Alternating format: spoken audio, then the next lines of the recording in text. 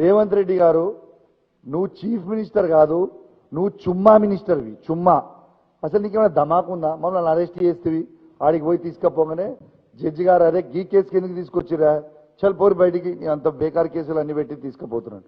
ఆడికి పోయినాక ఎన్ని అబద్ధాలంటే, నన్ను కలెక్టర్ గారు పిలిచి ఇన్విటేషన్తో నేను పోయిన తర్వాత నా మీద కంప్లైంట్ ఎవరితో ఇప్పిస్తారు? ఆర్డీఓతోని, కరీంనగర్ ఆర్డీఓతోని నా మీద పిటిషన్ ఇప్పిస్తారు. నేను ఛాలెంజ్ కడుతున్నా, అసలు కరీంనగర్ ఆర్డీఓ గారు ఎట్లుంటారో కూడా నాకు తెలియదు. నా జీవితంలో నేను ఆర్డీఓ గారితో నేను మాట్లాడలే. ఆ ఆర్డీఓ గారు అంట నేను వాళ్ళను ఆయన డ్యూటీస్ని అబ్స్ట్రక్ట్ చేసినా అని చెప్పి నా మీద కంప్లైంట్ ఇచ్చాడు. నేను ఛాలెంజ్ కడతా ఉన్నా, అదే ఆర్డీఓ గారిని ఒక్క వీడియో మొత్తం లైవ్ క్లిప్పింగ్ అయింది కదా, ఆ ఆర్డీఓ గారిని నేను డిస్టర్బ్ చేయించినట్టు ఒక్క వీడియో, ఆయనని అడ్డుకున్నట్టు ఒక్క వీడియో క్లిప్ నాకు చూపిస్తే, మొత్తం లైవ్ స్క్రీనింగ్ అయింది. ఆర్డీఓ ఒక దిక్కుంటాడు, మేము ఒక దిక్కుంటాం. అసలు ఒక్క వీడియో క్లిప్ చూపించినా నేను నా ఎమ్మెల్యే పదవికి రాజీనామా చేస్తా.